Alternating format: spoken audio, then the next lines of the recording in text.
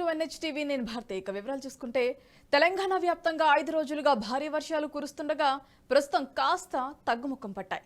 ఈ క్రమంలోనే అప్రమత్తమైన సర్కార్ పారిశుద్ధ్యం, రక్షిత మంచినీటిపై దృష్టి పెట్టింది. వర్షాల తర్వాత అంటువ్యాధులు రాకుండా జాగ్రత్తలు తీసుకోవాలని అధికారులను కేటీఆర్ ఆదేశించారు. వర్షం ఎక్కువగా పడిన ప్రాంతాల్లో మంచినీటి సరఫరాకు చర్యలు చేపట్టాలని సూచించారు. నీటి వల్ల ఎలాంటి వ్యాధులు రాకుండా దృష్టి సారించాలని కోరారు. మున్సిపల్ కమిషనర్తో నిర్వహించిన టెలికాన్ఫరెన్స్లో వరద బాధిత ప్రాంతాల్లో సహాయక చర్యలు చేపట్టాలని ఆదేశించారు.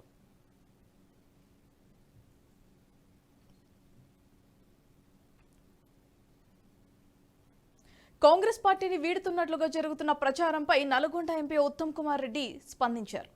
ఈ ముఖ్య నేత కొందరు ఐటీ దొంగలు కావాలనే ఇలా చేస్తున్నారని ఆయన ఆరోపించారు. తనపై అనేక కుట్రలు చేస్తున్నారని ఆగ్రహం వ్యక్తం చేశారు. 30 ఏళ్లుగా నిజాయితీ గల కార్యకర్తగా పనిచేస్తే తనపై సోషల్ మీడియాలో తప్పుడు ప్రచారం చేస్తున్నారని ఆవేదన వ్యక్తం చేశారు. 2 ఏళ్లుగా తమను టార్గెట్ చేసి అసత్య ప్రచారం చేస్తున్నారని ఉత్తమ్ పేర్కొన్నారు. పార్టీలో కొన్ని సమస్యల పట్ల అసంతృప్తిగా ఉన్నది వాస్తవమేనని, కానీ పార్టీ విధి విధానాలను అనుసరిస్తున్నానని స్పష్టం చేశారు.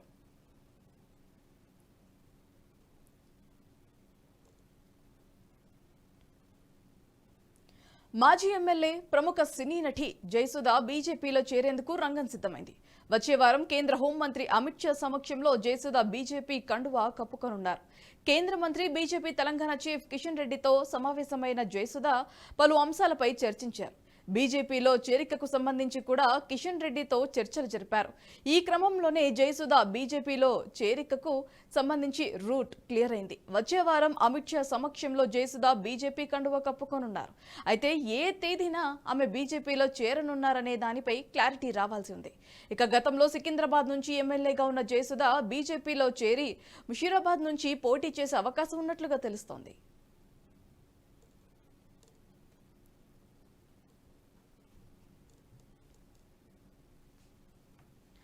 జగన్ బాధితుల్లో అన్ని రంగాల నిపుణులు ఉన్నారని నారా లోకేష్ విమర్శించారు. ఉపాధ్యాయులు, డాక్టర్లు, న్యాయవాదులు ఇలా వివిధ రంగాల వారు జగన్ వల్ల బాధలు పడుతున్నారని వివరించారు. జగన్ ఎవరిని వదలటం లేదని అన్నారు. ఏపీ అభివృద్ధి పథంలో పని చేయాలంటే చంద్రబాబు రావాలి అని లోకేష్ స్పష్టం చేశారు. ప్రజావేదిక కూల్చివేతతో జగన్ అరాచక పాలన ప్రారంభమైందని అన్నారు. అమర్ రాజా, రిలయన్స్, లూలా వంటి సంస్థలను రాష్ట్రం నుంచి తరిమివేశారని ఆరోపించారు. ఈ 4 ఏళ్లలో రాష్ట్రానికి ఒక్క మంచి కంపెనీ అయినా వచ్చిందా అని నారా లోకేష్ ప్రశ్నించారు.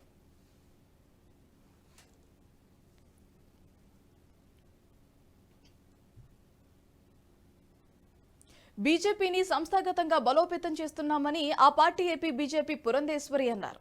గాజువాకలో బూత్ అధ్యక్షులు, శక్తి కేంద్ర ప్రముఖులతో ఆమె సమావేశమయ్యారు.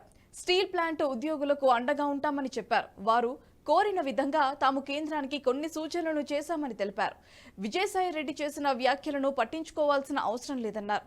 పారిశ్రామిక ప్రాంతాల్లోని పలు పారిశ్రామిక కార్మిక నేతలు ఆమెకు వినతి పత్రాలు అందజేశారు.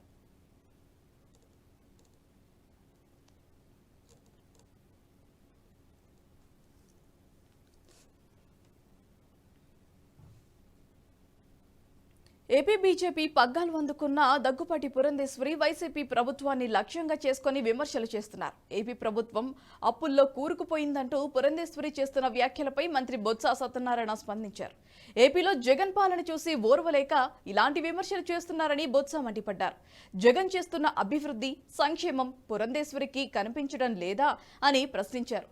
ఇక అప్పట్లో ఏపీ 7వ స్థానంలో ఉందని, మరి మిగిలిన వారు 6 రాష్ట్రాల గురించి ఎందుకు మాట్లాడటం లేదని అన్నారు. బీజేపీ పాలిత రాష్ట్రాల అప్పుల గురించి ఎందుకు మాట్లాడరంటూ బొత్స నిలదీశారు.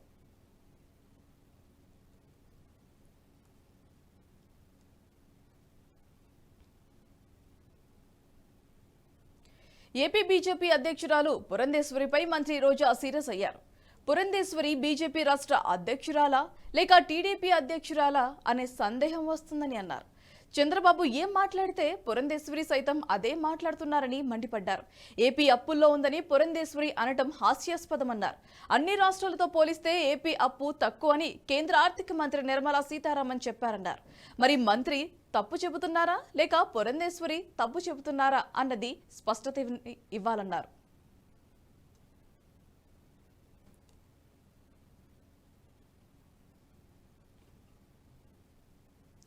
ఎన్నికలు సమీపిస్తున్న నేపథ్యంలో బీజేపీ జాతీయ అధ్యక్షుడు జేపీ నడ్డా తమ పార్టీ నూతన జాతీయ కార్యవర్గాన్ని ప్రకటించారు.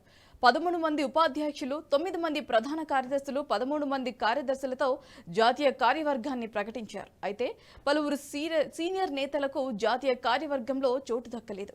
ఏపీకి చెందిన సత్యకుమార్ జాతీయ కార్యవర్గంలో మరోసారి చోటు దక్కించుకున్నారు. ఇప్పటి వరకు బీజేపీ జాతీయ కార్యదర్శిగా ఉన్న సత్యకుమార్ ఇకపైన అదే పదవిలో కొనసాగనున్నారు. బీజేపీ ఏపీ వ్యవహారాల కో ఇన్ఛార్జిగా ఉన్న సునీల్ దేవధాన్కు తాజా బీజేపీ జాతీయ కార్యవర్గంలో స్థానం లభించలేదు.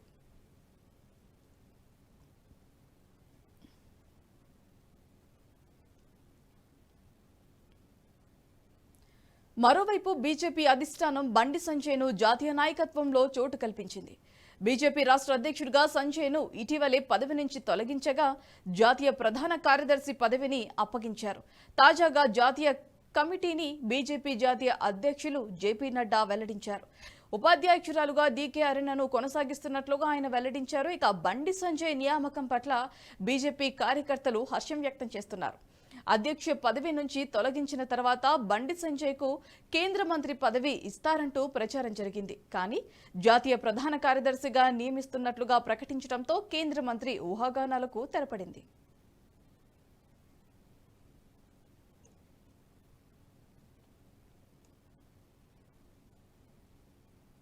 పవన్ కళ్యాణ్ తాజా చిత్రం బ్రోలో ఏపీ మంత్రి అంబటి రాంబాబు డాన్స్ ను ఇమిటేట్ చేస్తూ ఒక డాన్స్ ను పెట్టారు.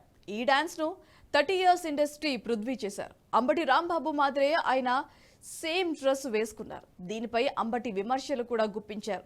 ఈ నేపథ్యంలో పృథ్వీ స్పందిస్తూ అంబటిపై మండిపడ్డారు. అంబటి రాంబాబును అనుసరించవలసిన అవసరం తమకు లేదని, ఆయన ఆస్కార్ స్థాయి నటుడేమీ కాదని తెలిపారు. ఎవరినో కించపరుస్తూ సినిమాలో చూపించేంత నీచ వ్యక్తిత్వం పవన్ కళ్యాణ్ది కాదని అన్నారు. పవన్ వ్యక్తిత్వం చాలా గొప్పదని కొనియాడారు.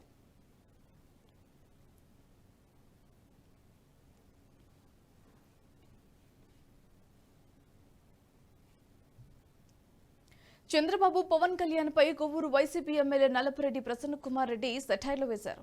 టీడీపీ జనసేన అధికారంలోకి రావని, ఆ విషయం వాళ్లకు కూడా తెలుసని తెలిపారు. ప్రజలకు తమ ప్రభుత్వం అందిస్తున్న సంక్షేమ పథకాలు చూసి ఓర్వలేక ప్రతిపక్షాలు దుష్ప్రచారాలు చేస్తున్నాయంటూ మండిపడ్డారు. ఎన్నికల ఉనికిని చాటుకునేందుకు ఏదో ఒకటి మాట్లాడుతున్నారని మండిపడ్డారు. వారికి మతిభ్రమించి ఏది పడితే అది మాట్లాడుతున్నారని ఆగ్రహం వ్యక్తం చేశారు. ప్రతిపక్షాలు ఎన్ని విమర్శలు చేసినా మళ్లీ వైసీపీ అధికారంలోకి వస్తుందని ధీమా వ్యక్తం చేశారు.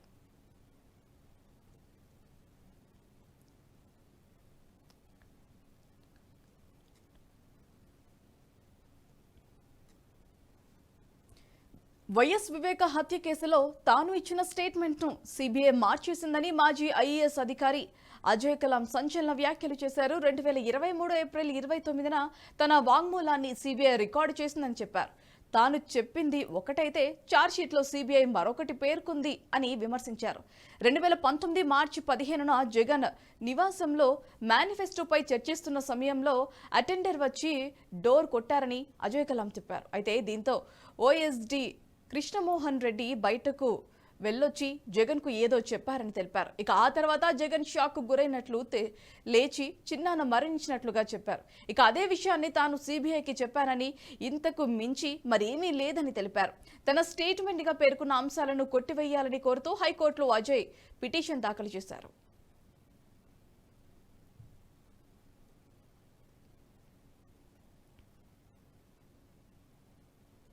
ఏపీలో పులుల సంఖ్య 2010లో 45 ఉండగా 2023 నాటికి 80కి పెరిగిందని అటవీ శాఖ మంత్రి పెద్దిరెడ్డి రామచంద్రరెడ్డి తెలిపారు. తిరుపతిలోని శ్రీ వెంకటేశ్వర జూలాజికల్ పార్క్ లో ప్రపంచ పులుల దినోత్సవం ఘనంగా జరిగింది. శేషాచలం, నల్లమల్ల అడవులను కలుపుతూ కారిడార్ ఏర్పాటు చేయాలని వైసీపీ ప్రభుత్వం యోచిస్తుందని పేర్కొన్నారు. పులుల సంఖ్య పెరగటం వల్ల అటవీ ఆస్తులను కొల్లగొట్టే వారిలో భయం కలుగుతుందని తెలిపారు. 12 ఏళ్ల క్రితం శ్రీశైలంలో చిన్నపాటి ఫింగర్ ప్రింటింగ్ ల్యాబ్లను ఉపయోగించి పులుల సంఖ్య తెలుసుకునేవారని, ఇప్పుడు వీడియో, డ్రోన్స్, కెమెరాలతో పులుల గణన జరుగుతోందని తెలిపారు. ఆల్మోస్ట్ డబుల్ అయింది. దాదాపు గత సంవత్సరం 74 ఉన్నది, ఈ సంవత్సరం 80 దాకా చేరిందని చెప్పి మా పీసీసీఎఫ్ గారు చెప్పారు. మరి ఆ విధంగా టైగర్ పాపులేషన్ ప్రతి సంవత్సరం కూడా ఎక్కువ అవుతూ ఉంది. వాటిని విస్తరింపజేయాలని కూడా మనం శేషాచలం దాకా ఈ టైగర్ రిజర్వ్ను విస్తరింపజేసి ఈ కారిడార్ ఏర్పాటు చేసి శేషాచలం దాకా ఈ టైగర్ పాపులేషన్ అంతా కూడా గతంలో ఎప్పుడో కొన్ని బ్రిటిష్ టైంలో అంతా ఉన్నాయని చెప్పి చెప్తున్నారు. కాబట్టి దాన్ని మనం పునరుద్ధరిస్తూ ఉన్నాము. చెప్పాము ఆల్మోస్ట్ డబుల్ అయిందని చెప్పి. అంతరించిపోయే పరిస్థితి మన రాష్ట్రంలో లేదు.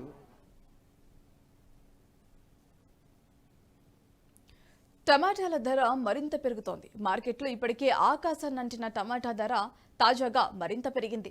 ఆంధ్రప్రదేశ్లోని మదనపల్లె మార్కెట్లో 196 రూపాయల ధర పలుకుతోంది. నాణ్యమైన టమాటాలకు ఈ రేటు పలకగా, నాణ్యత కాస్త తక్కువగా ఉన్న టమాటాలకు కిలో 140 రూపాయలు పలికింది. మార్కెట్కు తక్కువ మొత్తంలో సరుకు రావడంతో ధర పెరుగుతోందని వ్యాపారులు చెబుతున్నారు. మదనపల్లె మార్కెట్కు కేవలం 253 టన్నుల టమాటా సరుకు మాత్రమే వచ్చింది. సీజన్ చివరి దశ కావడంతో పాటు మదనపల్లి ప్రాంతంలో తప్ప బయట ప్రాంతాల్లో టమాటా దిగుబడి చెప్పుకోదగ్గ స్థాయిలో లేకపోవడంతో కొరత ఏర్పడుతోందని వ్యాపారులు చెబుతున్నారు. ఇక ఈ నేపథ్యంలోనే టమాటాలకు డిమాండ్ పెరిగి రికార్డు స్థాయిలో ధర పలుకుతోందని అధికారులు వివరించారు.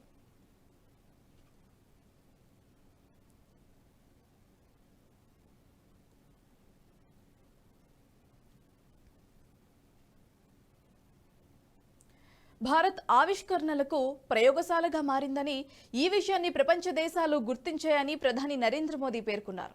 జాతీయ విద్యా విధానం ఎన్ఈపీ ప్రారంభించి 3 ఏళ్లు పూర్తయింది. ఈ సందర్భంగా ప్రగతి మైదానంలో ఏర్పాటు చేసిన అఖిల భారతీయ శిక్షా సమాగం కార్యక్రమంలో ప్రధాని పాల్గొని ప్రసంగించారు. యువత ప్రతిభను కాకుండా వారి భాషను బట్టి అంచనా వేయటం సరికాదని తెలిపారు. భారత్లో తమ విశ్వవిద్యాలయాలను ఏర్పాటు చేయడానికి అంతర్జాతీయ విశ్వవిద్యాలయాలను ఆసక్తి ప్రదర్శిస్తున్నామని తెలిపారు. తమ దేశాల్లో కూడా ఐఐటి క్యాంపస్లను ప్రారంభించామని కోరుతున్నట్లుగా పేర్కొన్నారు. ఐఐటి క్యాంపస్లను అబుదాబి, ఇక టాంజానియాలో ఏర్పాటు చేస్తున్నట్లుగా తెలిపారు. భారత్ను పరిశోధన, ఆవిష్కరణలకు హబ్గా మార్చడమే జాతీయ విద్యా విధాన లక్ష్యమని తెలిపారు. अपनी अहमियत है। दुनिया के ज्यादातर विकसित देशों ने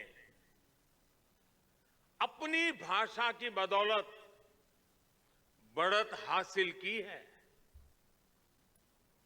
अगर हम केवल यूरोप को ही देखें तो वहां ज्यादातर देश अपनी अपनी नेटिव भाषा का ही इस्तेमाल करते हैं,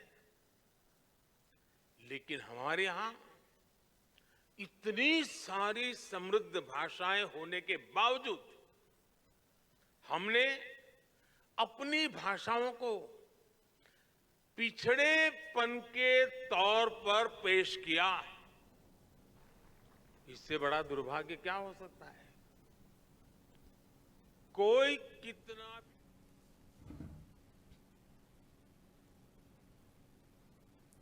5 రాష్ట్రాల అసెంబ్లీ ఎన్నికలు తర్వాత జరిగే లోక్సభ ఎన్నికలే టార్గెట్ గా కాంగ్రెస్ అగ్రనేత రాహుల్ గాంధీ కీలక నిర్ణయం తీసుకున్నారు. భారత్ జోడో యాత్ర పేరుతో కన్యాకుమారి నుంచి కశ్మీర్ పాదయాత్ర చేసిన ఆయన ఇప్పుడు 2వ విడతకు సిద్ధమవుతున్నారు. సెప్టెంబర్ లేదా అక్టోబర్లో యాత్ర 2.0 మొదలు కానుందని కాంగ్రెస్ వర్గాలు చెబుతున్నాయి. Bharat Jodo Yatra national coordination committee head Digvijay Singh 2వ విడత యాత్ర కోసం యాక్షన్ ప్లాన్ సిద్ధం చేస్తున్నారు. వారం నుంచి పలువురు పార్టీ కీలక నేతలతో యాత్ర గురించి ఆయన చర్చలు జరుపుతున్నారు. యాత్ర ప్రారంభ తేదీ, రూట్ మ్యాప్ మీద ఇంకా చర్చలు జరపాల్సి ఉందని ఏఐసిసి మెంబర్ ఒకరు చెప్పారు.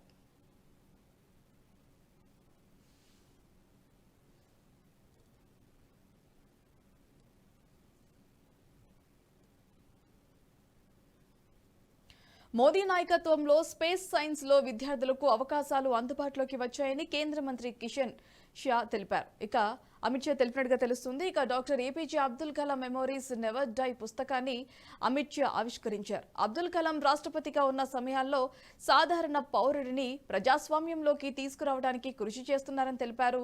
ప్రధాని మోదీ సైతం భారత్లోని నిరుపేదలకు ప్రజాస్వామ్య ఫలాలు అందించడంలో విజయం సాధించారని చెప్పారు. Vision for the new millennium పుస్తకంలో కలాం చెప్పిన 3 విషయాలను ఈ సందర్భంగా అమిత్ షా ప్రస్తావించారు.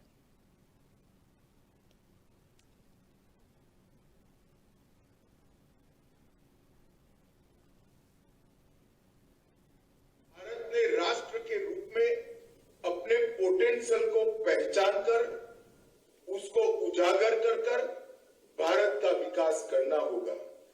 2, हमें टेक्नोलॉजी आधारित अर्थव्यवस्था को विकसित करना होगा।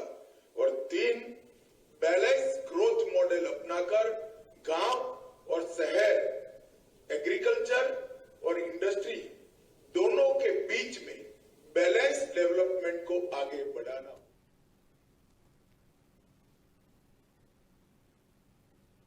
విపక్ష ఇండియా కూటమికి చెందిన 21 మంది ఎంపీల బృందం మణిపూర్లో పర్యటిస్తోంది. మణిపూర్లో పరిస్థితిని క్షేత్రస్థాయిలో ఎంపీలు తెలుసుకుంటున్నారు. సహాయక శిబిరాల్లో తలదాచుకుంటున్న బాధితులను ఎంపీల బృందం పరామర్శించనుంది. చూరాచంద్పూర్కు రోడ్డు మార్గంలో ప్రయాణించేందుకు భద్రతా సమస్యలు ఉండటం వల్ల ప్రత్యేక హెలికాప్టర్లో ఎంపీలను అక్కడికి తీసుకువెళ్లారు. ఎంపీలను 2 బృందాలుగా విభజించి హెలికాప్టర్లో తీసుకెళ్లారు. అధీర్ రంజన్ చౌదరి నేతృత్వంలోని బృందం ఒక సహాయక శిబిరాన్ని, గౌరవ్ గోగాయ్ నేతృత్వంలో మరో బృందం ఇంకో శిబిరాన్ని సందర్శించనుంది. 2 రోజుల పాటు ఎంపీల పర్యటన కొనసాగనుంది. ఇక మరోవైపు 2 మహిళలను నగ్నంగా ఊరేగించిన ఘటనలో సిబిఐ దర్యాప్తు ప్రారంభించింది. हमारी तरफ से जितने रिलीफ कैंप वगैरह है जहां जहां हम जा सकते हैं वहां की सरकार जितने हम इजाजत देंगे जाने के लिए, रुकावट ना पैदा करे तो बेहतर है। हम उसी तरह जाना चाहते हैं। स्थिति को जायजा लेना, हालत क्या है इसके जानकारी लेना, ये हमारा मकसद है। साथ साथ वहाँ शांति और सामंजस्य और सौहार्द की वातावरण पैदा हो। आम लोग पीड़ित है, दुखी है, आम लोगों की कष्ट निवारण करने के लिए सरकार पहल करे और साथ साथ सामान्य स्थिति जल्द से जल्द वहाँ बहाल हो, यही हमारा मकसद है। पीड़ितों को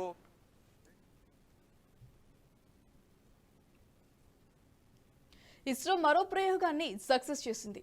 శ్రీహరికోటలోని Satish Dhawan space launches centre నుంచి ఉదయం 6:30 పిఎస్ఎల్వి-C 56 రాకెట్ ను ప్రయోగించింది. నిన్న ఉదయం 5:01 పిఎస్ఎల్వి-C 56 కౌంట్డౌన్ ప్రక్రియను ఇస్రో ప్రారంభించింది. 25:30 పాటు సాగిన కౌంట్డౌన్ ప్రక్రియ కొనసాగిన తర్వాత ఇవాళ ఉదయం 6:30 నింగిలోకి దూసుకువెళ్లింది పిఎస్ఎల్వి-C 56 రాకెట్. ఇక ఈ ప్రయోగం ద్వారా సింగపూర్ దేశానికి చెందిన DSSR అనే ఉపగ్రహంతో పాటు అదే దేశానికి చెందిన మరో 6 చిన్న ఉపగ్రహాలను కక్షలోకి చేర్చింది. ఇది పూర్తి స్థాయిలో వాణిజ్య ప్రయోగమని ఇస్రో వెల్లడించింది.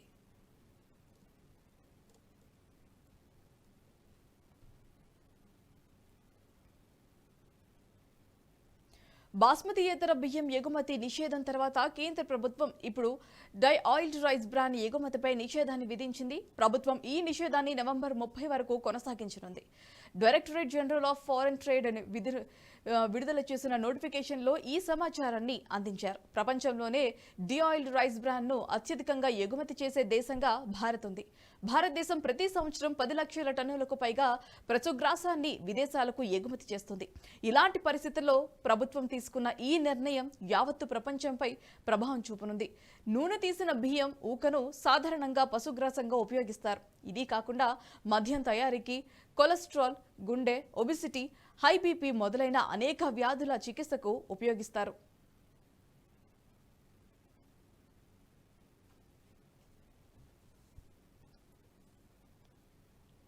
ఇవి ఇప్పుడు వరకు bulletin updates. Keep watching NHTV.